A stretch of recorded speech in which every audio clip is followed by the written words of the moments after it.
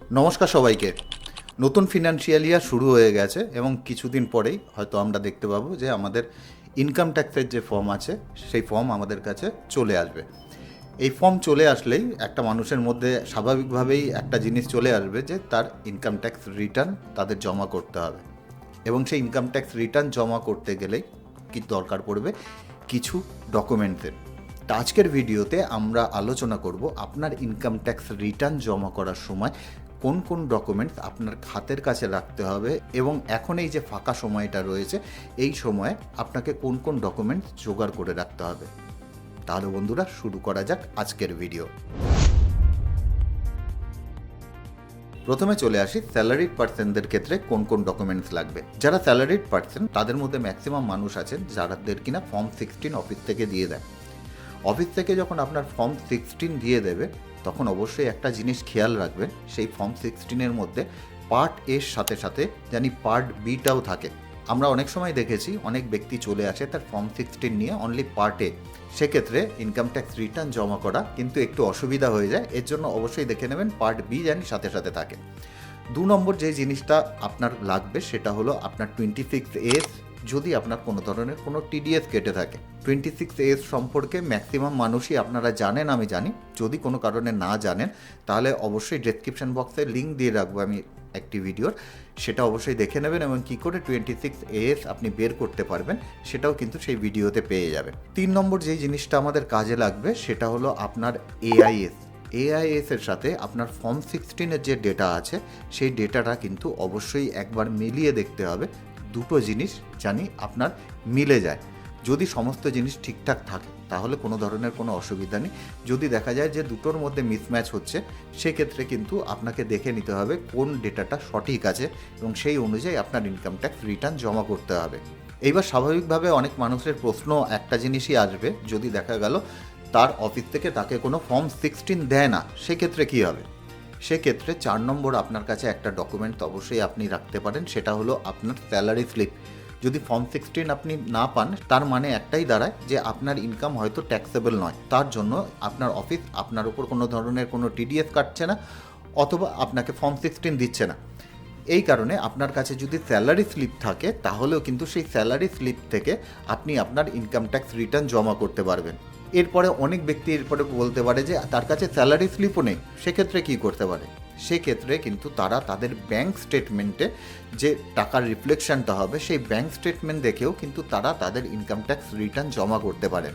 একই রকমভাবে যারা পেনশনার আছেন তাদের ক্ষেত্রেও কিন্তু ম্যাক্সিমাম ক্ষেত্রে ফর্ম 16 থাকে না, তাদের ক্ষেত্রেও যে ব্যাংক স্টেটমেন্টে যে রিফ্লেকশন আসে সেটা দেখেই কিন্তু তার ইনকাম ট্যাক্স রিটার্ন জমা করতে হয়। এবং যেসব সিনিয়র সিটিজেন আছে যাদের ফর্ম 16 পেয়ে যান তাদের ক্ষেত্রে তো খুবই ভালো, কিন্তু যদি কোনো কারণে না পান সেক্ষেত্রে ব্যাংক স্টেটমেন্ট দেখে অবশ্যই আপনি আপনার ইনকাম ট্যাক্স রিটার্ন জমা করতে পারেন। এবার যারা ফ্রিল্যান্সার আছেন অথবা যাদের ছোট ছোট ব্যবসা আছে অথবা প্রফেশনের সাথে জড়িত আছেন তাদের ক্ষেত্রেও কিন্তু 26A আর এআইএস দেখে নেওয়া একান্ত প্রয়োজন।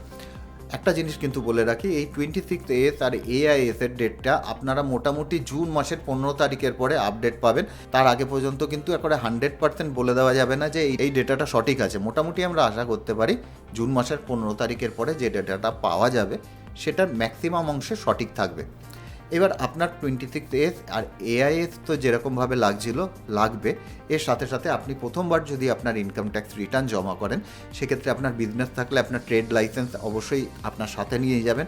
এছাড়া আপনার যদি ট্রেড লাইসেন্স না থাকে সেক্ষেত্রে আপনার বিজনেসের নাম, বিজনেসের অ্যাড্রেস এইগুলো কিন্তু অবশ্যই লাগবে আপনার কনসালটেন্টকে দেওয়ার জন্য। 2 নম্বর হলো আপনার কোনো যদি জিএসটি রেজিস্ট্রেশন করা থাকে তাহলে আপনার জিএসটির যে রিটার্নগুলো সেই রিটার্নের কপি অবশ্যই আপনার কনসালটেন্টকে দিতে হবে।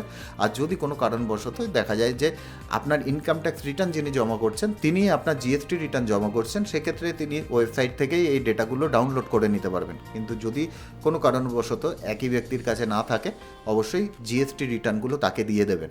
আর সবার শেষে যেই জিনিসটা লাগবে সেটা হলো আপনার ব্যাংক স্টেটমেন্ট।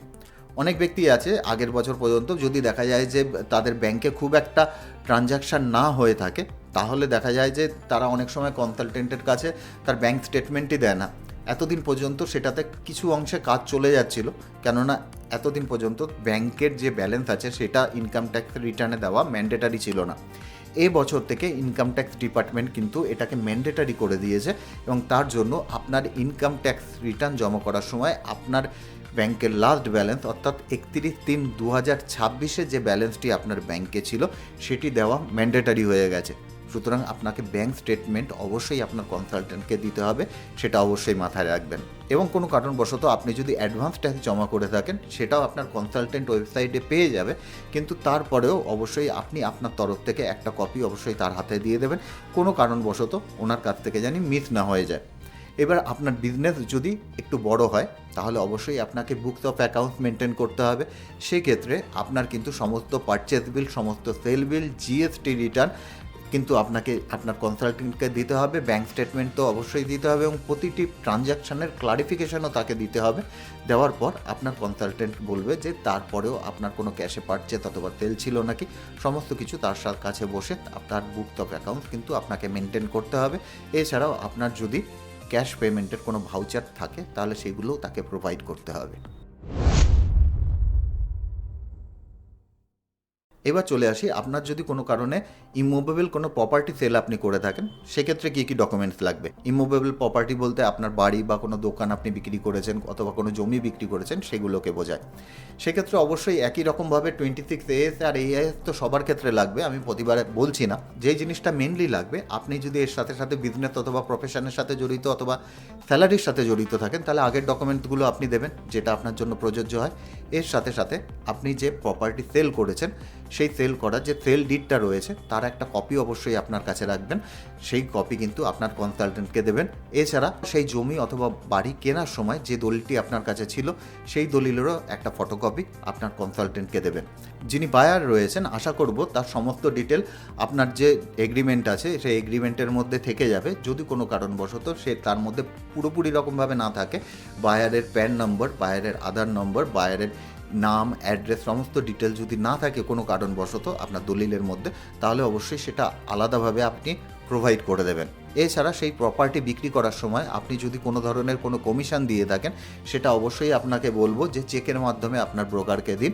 এর সাথে সাথে আপনি যদি ক্যাপিটাল গেন বাঁচানোর জন্য আন্ডার সেকশন 54 কোনো ধরনের কোনো ইনভেস্টমেন্ট করে থাকেন সেটাও কিন্তু আপনার কনসালটেন্টকে প্রোভাইড করবেন। আপনি যখন আপনার ইনকাম ট্যাক্স রিটার্ন জমা করবেন তখন যদি কোনো শেয়ার অথবা মিউচুয়াল ফান্ড থেকে কোনো ধরনের কোনো সেল থাকে তাহলে সেটা ক্যাপিটাল গেনে দেখাতে হয় এবং তার জন্য যে ডকুমেন্টসগুলো আমাদের লাগে যে কোনো কনসালটেন্ট তার রিটার্ন জমা করার সময়, সেই ডকুমেন্টসগুলো কিন্তু ম্যাক্সিমাম সময় আমরা পাই না এবং তার জন্য আপনাদেরকে প্রত্যেককে রিকোয়েস্ট করব যখন এই ধরনের কোনো ট্রানজ্যাকশান থাকবে অবশ্যই সেই কাগজপত্রগুলো গুছিয়ে রাখবেন। প্রথমত আপনার যদি ট্রানজ্যাকশান খুবই অল্প থাকে, 500-1000 টাকা থাকে, সেক্ষেত্রে AIS অথবা TIS থেকেই কিন্তু ডেটা পেয়ে যাওয়া যায়, খুব একটা মাথা না ঘামালেও হয়। কিন্তু আপনার ডেটা যদি অনেক বেশি থাকে, এছাড়াও আপনার যদি ইন্টারডে থাকে, লং টার্ম থাকে, শর্ট টার্ম থাকে, সেক্ষেত্রে কিন্তু সমস্ত ডিটেল জানা প্রয়োজন থাকে। 1 নম্বর হলো আপনি যদি মিউচুয়াল ফান্ডে সেল পারচেজ করে থাকেন তাহলে কিন্তু বিভিন্ন ওয়েবসাইট আছে যে ওয়েবসাইটের মাধ্যমে আপনি আপনার স্টেটমেন্ট ডাউনলোড করতে পারেন। যেমন কার্ভি থেকে আপনি আপনার স্টেটমেন্ট ডাউনলোড করতে পারেন, ক্যাম্পস থেকে পারেন।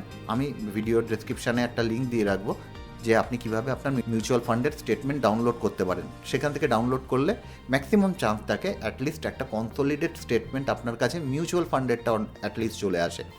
তবুও অবশ্যই একবার চোখ বুলিয়ে নেওয়া আপনার প্রয়োজন আছে, কিন্তু যদি কোনো কারণে সেইখান থেকে না পান তাহলে আপনার মিউচুয়াল ফান্ড কোম্পানি অথবা আপনার যে এজেন্ট আছে তাকে রিকোয়েস্ট করুন যে আপনার ক্যাপিটাল গেন স্টেটমেন্ট জানি তিনি জোগাড় করে দেন এবং সেটা অ্যাটলিস্ট আপনার কনসালটেন্টকে হোয়াটসঅ্যাপ করে বলুন যে এই যে স্টেটমেন্ট সেই স্টেটমেন্ট চলবে নাকি। কেননা ম্যাক্সিমাম ক্ষেত্রে আমরা যে স্টেটমেন্ট পাই, যে স্টেটমেন্ট আমাদের ক্লায়েন্ট দেয়, তাদেরকে যেভাবে দেয় ওনারা সেইভাবেই আমাদেরকে ফরওয়ার্ড করে, সেইগুলো কিন্তু কার্যকরী হয় না। সুতরাং আপনার কনসালটেন্টকে একবার জিজ্ঞাসা করে নিন যে ওই স্টেটমেন্ট আপনার কার্যকরী হবে নাকি, যদি না হয় তাহলে তার কীভাবে দরকার সেই অনুযায়ী আপনার স্টেটমেন্ট বের করুন। 2 নম্বর, আপনার যদি কোনো ইকুইটি সেল পারচেজ থাকে সেক্ষেত্রে আপনার ব্রোকারকে বলুন যে আপনার জন্য একটা কনসোলিডেট স্টেটমেন্ট বের করে দেয় ইনকাম ট্যাক্সের জন্য। ওই স্টেটমেন্ট ছাড়া কিন্তু তার পক্ষে সম্ভব হবে না আপনার ইনকাম ট্যাক্স রিটার্ন সঠিকভাবে জমা করা। বিশেষ করে আপনার যদি এফএনওতে কোনো ধরনের কোনো ট্রানজ্যাকশান থাকে অথবা ইন্ট্রাডে থাকে, তার সাথে শর্ট টার্ম লং টার্ম একসাথে থাকে, তার পক্ষে AIS থেকে ডাউনলোড করে সমস্ত কিছু ম্যানেজ করা কিন্তু সম্ভব হবে না। আপনার যদি কোনো রেন্টাল ইনকাম থাকে সেক্ষেত্রেও অবশ্যই রেন্টের যে এগ্রিমেন্ট আছে সেই এগ্রিমেন্ট অবশ্যই প্রথমবার ইনকাম ট্যাক্স রিটার্ন যদি কোনো কনসালটেন্টের কাছে করতে যান সেই এগ্রিমেন্ট অবশ্যই তাকে একবার দেখাবেন। এছাড়াও আপনার রেন্টের যে ইনকাম হয়েছে তার ইনকাম ডিটেল দেবেন, আপনার বায়ারের ডিটেল দেবেন, বায়ারের প্যান নম্বর, বায়ারের নাম, বায়ারের অ্যাড্রেস, সমস্ত ডিটেল কিন্তু আপনি তাকে দেবেন।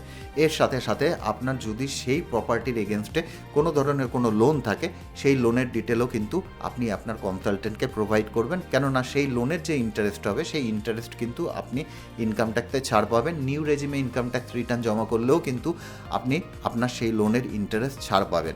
এছাড়া সেই প্রপার্টির এগেনস্টে আপনাকে কোনো ট্যাক্স পেমেন্ট করতে হয়েছে নাকি, অর্থাৎ পঞ্চায়েত, মিউনিসিপ্যালিটি অথবা কর্পোরেশনকে আপনাকে কোনো ধরনের কোনো ট্যাক্স পেমেন্ট করতে হয়েছে নাকি, যদি করতে হয়ে থাকে তাহলে তারও রিসিট কিন্তু আপনার কনসালটেন্টকে প্রোভাইড করবেন।